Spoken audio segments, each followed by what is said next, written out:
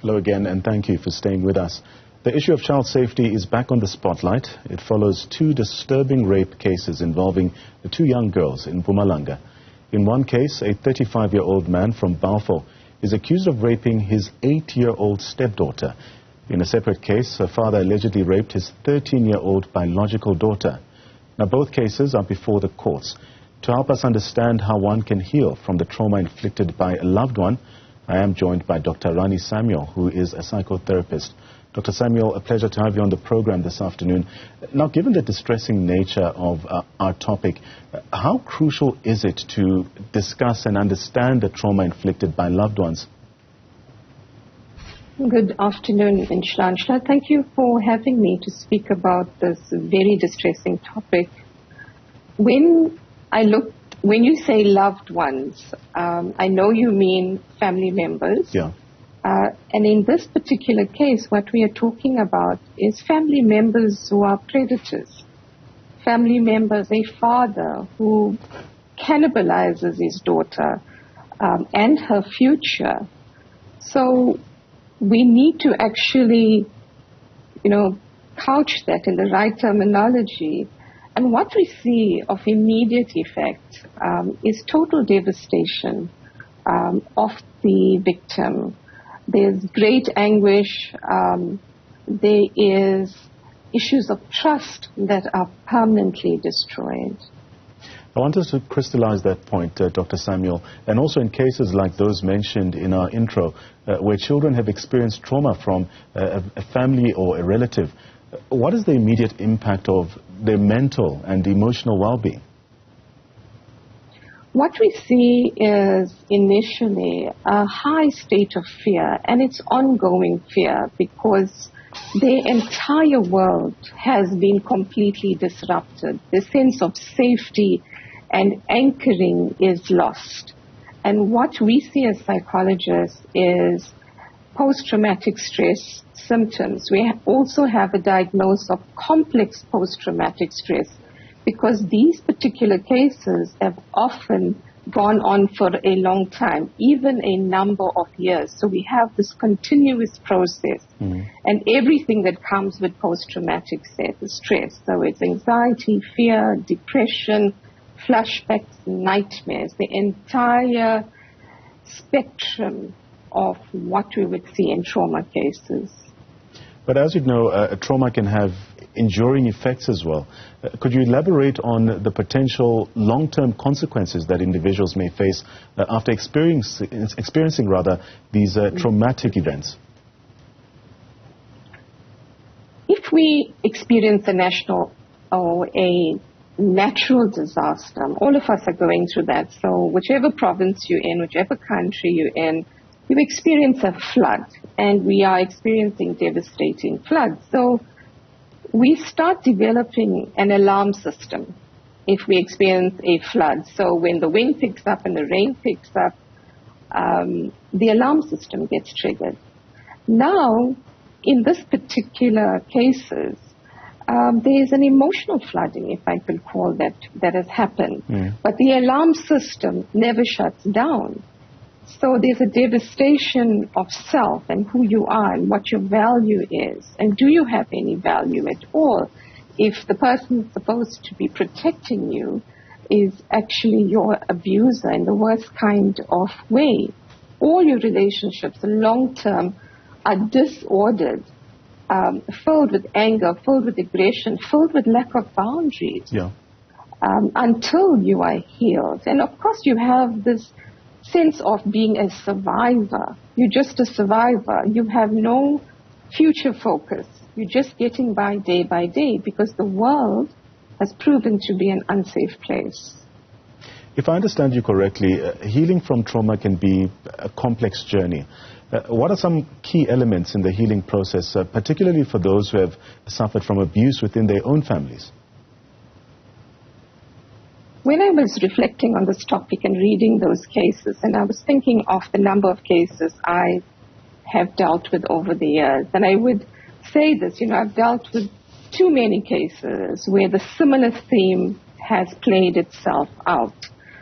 To heal from this, there's something very important for a victim to understand, and for all of us that have suffered trauma. We need a framework, a mental framework, a framework of understanding malevolence. We need to understand good and evil. You know, many people have held the viewpoint that evil doesn't exist until they are confronted by it, until they have an encounter with it, and it drastically changes their life to the point of suicide. If you speak to people in my profession, I will tell you categorically, evil visits our office every day, and we confront it, because the things that we are looking at here is beyond the scope of what should be considered normal human behavior. So what I'm saying is these are the things that we start with. We frame the problem, and then, of course, we begin a process of relationship and reintroducing safety and anchoring for our patients. Dr. Samuels, as a psychotherapist, what role does therapy then play in helping survivors of trauma inflicted by their family members? Are there specific therapeutic approaches that are more effective in such cases? I think therapy plays a critical role. I have numerous patients that have suffered sexual abuse. And when I was studying to be a psychologist, there was a line that stood out for me from a renowned psychiatrist in the United States. And it was this line: it is the relationship that heals. Not so much all our techniques, although we would use that, but it is the relationship that heals. And that's what we try to create within the safety of psychotherapy. This relationship the patient would have with me would once again be the first safe relationship sometimes. It would be trust reintroduced. It would be understanding boundaries, understanding support and safety. And once we get those things right, it can be practiced outside of the therapy room. But I assure you, it's a long journey, it's a long process. Most of my patients sometimes come in adulthood because they've never dealt with it in childhood.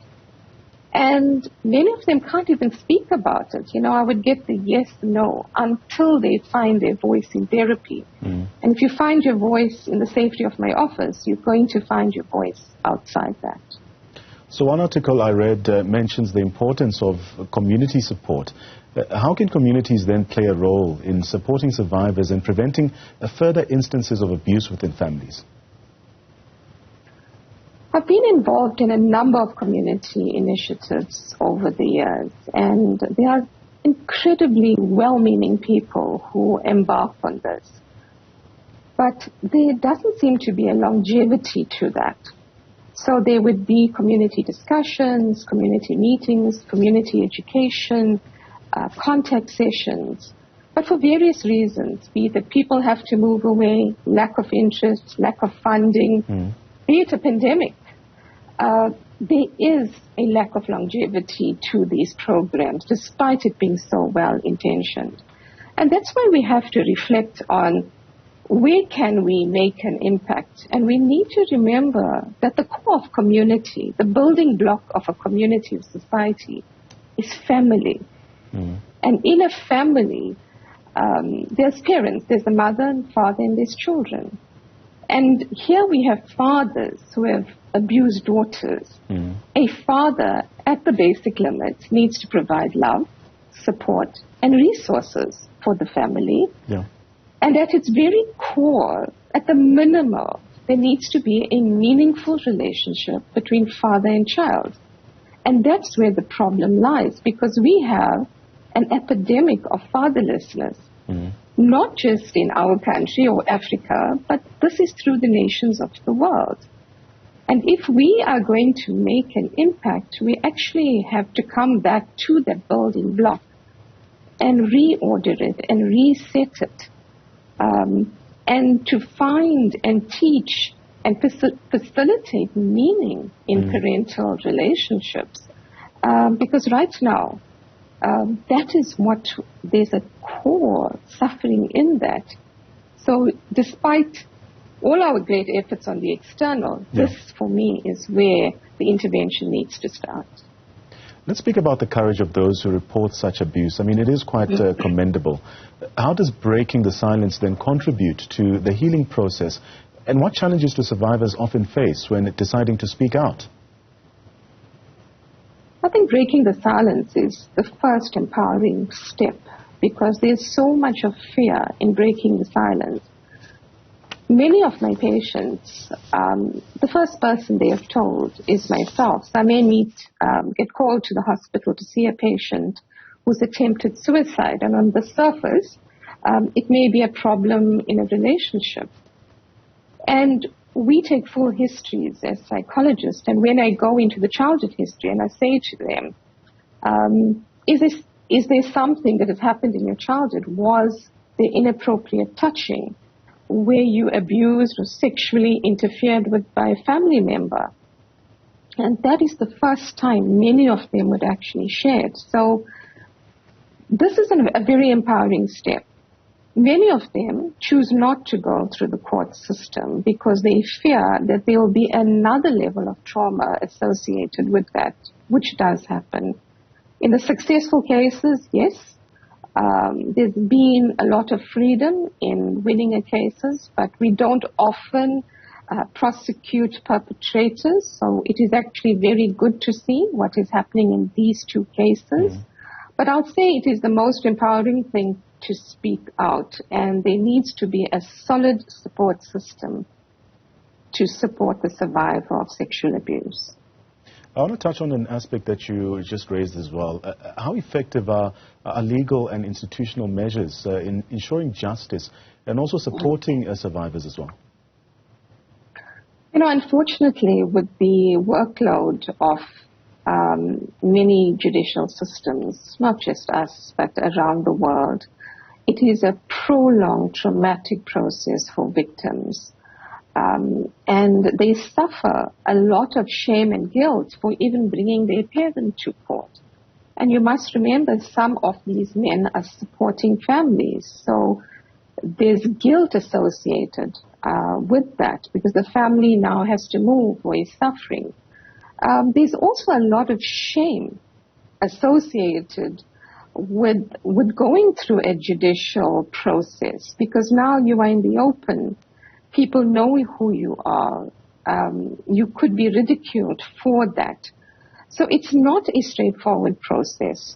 And once again, I'd say that strong support, having someone to go with you through this process would be the most positive thing that could happen. As we conclude this deeply impactful discussion with Dr. Rani Samuel, we want to express our gratitude for her insights into this delicate and challenging topic of dealing with trauma inflicted by a loved one. Of course, reflecting on two cases that have come to our attention as well, involving fathers who have molested their children.